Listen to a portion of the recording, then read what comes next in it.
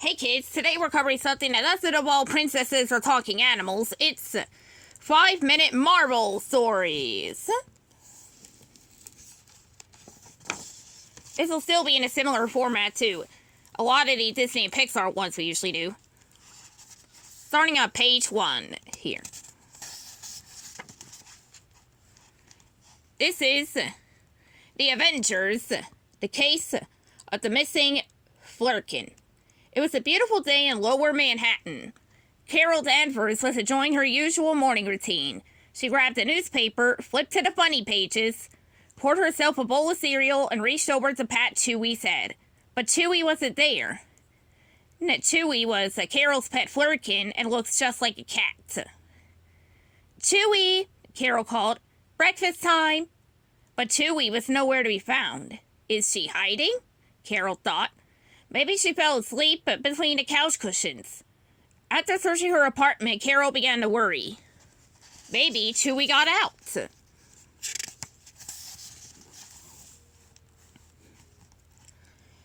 Carol felt worried.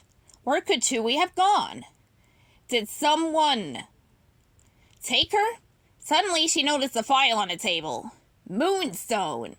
Her old arch nemesis had recently popped back up, and always had it for Carol. In fact, Moonstone had disguised herself as Carol before, so maybe she'd tricked Chewie into leaving with her.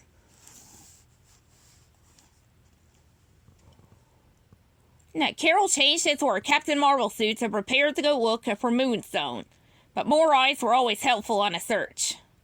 "Let's see who might be available," she said to herself.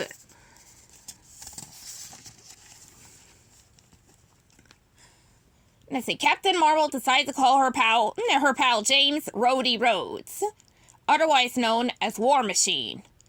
It seemed like forever since she last saw him, and they were due for a catch-up. She rocketed off to Avengers Tower, where War Machine was working. Even though she was on an important mission, she enjoyed the flight over to headquarters.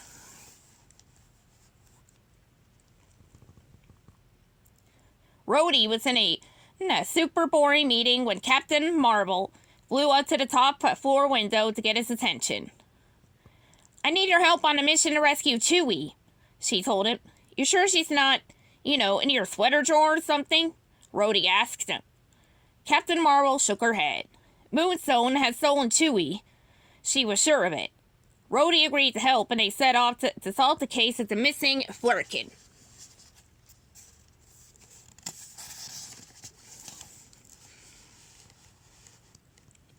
Carol knew that Moonstone would make it hard for her to find Chewie. Moonstone wouldn't hide just anywhere, even if she was still on Earth. The War Machine looked around at the top of Mount Everest while Captain Marvel searched the bottom of the ocean.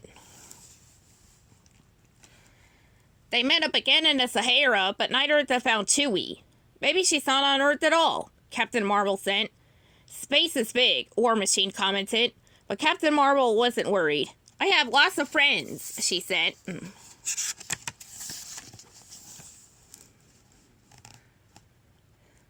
The two heroes traveled to a bunch of different star systems and asked everyone if they had seen Chewie, but nobody knew anything about Moonstone kidnapping a cat or flerken, and nobody knew where Moonstone could be hiding. Captain Marvel even asked the Guardians of the Galaxy. "I'll tell you everything I know, if you can beat me at ping pong," Rocket said, and Captain Marvel won.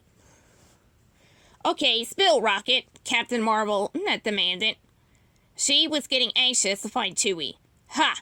I don't know nothing," Rocket confessed.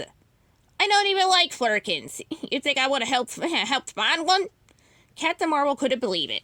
She was back to square one.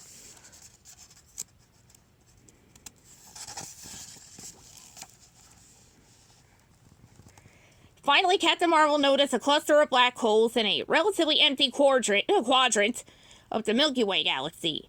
"Those weren't there before," she exclaimed. "The only person I know who could create black holes like that is Moonstone." "What are we waiting for?" Rhodey said.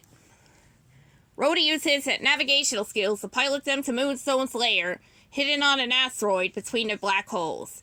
The heroes burst in and confronted Moonstone. Where's my cat? Flerken, Captain Marvel yelled. Moonstone leaped up and immediately lobbed a laser beam at her old enemy.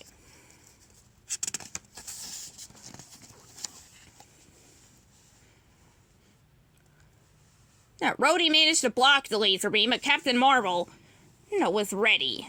She gathered her own energy and hurled it at Moonstone. Moonstone dodged the first hit.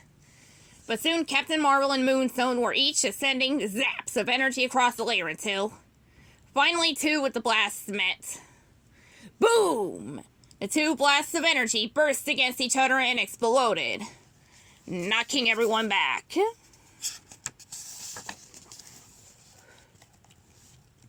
Why are you even here? Moonstone yelled. Captain Marvel showed her the picture of her pet. You stole Chewie and I want her back.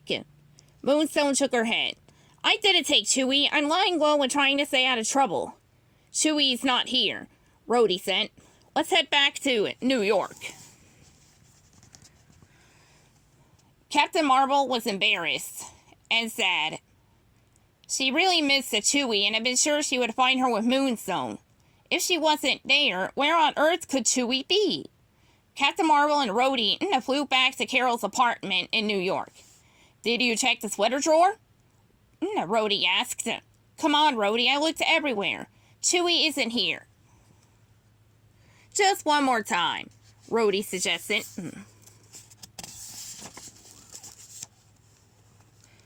Look! Chewie! Carol exclaimed. You were right, Rhodey. Guess that she was here the whole time. Sure enough, Chewie was snuggled up in Carol's fuzziest sweater, perfectly content after a nice, warm nap. The end.